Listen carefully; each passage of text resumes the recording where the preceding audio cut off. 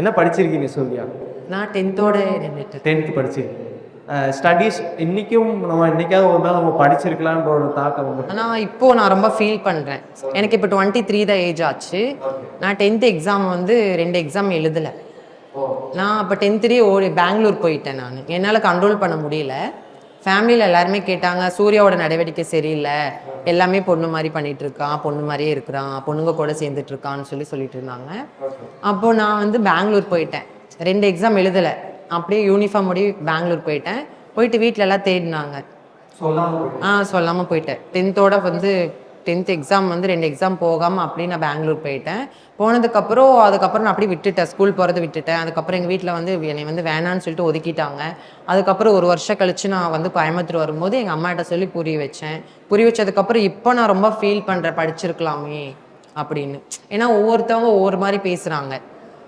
இப்போ நான் இப்படி ஆடுறேன்னு தெரிஞ்சு ஒரு மாதிரி பேசுகிறாங்க, ஒரு ஒர்க்கில் இருக்கேன்னு சொல்லி அந்த மாதிரி பேசுகிறாங்க.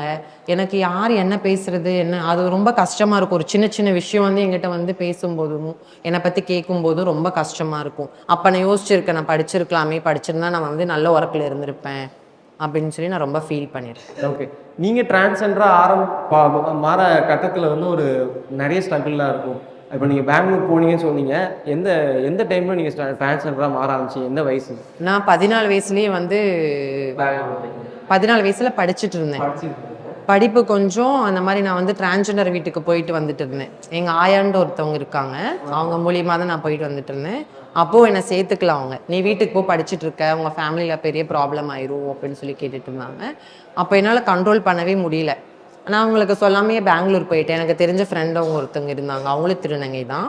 அவங்க கூட சேர்ந்து நான் பெங்களூர் போயிட்டேன். பெங்களூர் போய் தீபாவளி டைம் அது அங்கே போயிட்டு நான் அவங்க கூடயே இருந்து ஒரு வருஷம் அங்கே தான் இருந்தேன். கொஞ்சம் முடியெல்லாம் வளர்த்திட்டு அதுக்கப்புறம் அடையாளமே தெரியாத மாதிரி தான் நான் வீட்டுக்கு கோயம்புத்தூர் வந்தேன். அதுக்கப்புறம் அம்மாவுக்கு தெரிஞ்சிருச்சு நான் வந்தது. எனக்கு பார்க்காம இருக்க முடியாது இல்லையா, அதனால் நானே போய் அம்மாகிட்ட பேசினேன், ஃபோன் நம்பர் வாங்கி பேசினதுக்கப்புறம் அம்மா வந்து நீ வீட்டுக்கு வா, நான் உன்னை பார்த்துக்கிறேன்னு சொல்லி அதுக்கப்புறம் எல்லாமே அப்செட் பண்ணிட்டாங்க. நீங்கள் டிரான்ஸ்ஜெண்டராக மாறின ஒரு பீரியட் இருக்கும், பெங்களூர் போயிட்டு இந்த சர்ஜரி விஷயங்கள்லாம் முடிஞ்சதுக்கப்புறம் ஒரு பீரியட் இருக்கும்போது அதில் நிறைய வலி வேதனைகள் எல்லாமே தாண்டி இருக்கும்போது ரொம்ப கஷ்டமாக இருக்கும்ல அந்த டைம் எப்படி இருந்துச்சு? ரொம்ப இதெல்லாம் வந்து இந்த இந்த ஜென்மமே இதோட வந்து எடுக்கக்கூடாது. நான் கடவுள்கிட்ட வேண்டுறது ஒன்று தான், ஒரு பையனும் ஒரு பொண்ணை விட ஒரு திருநங்கை படுற கஷ்டம் வேறு யாரும் பட மாட்டாங்க.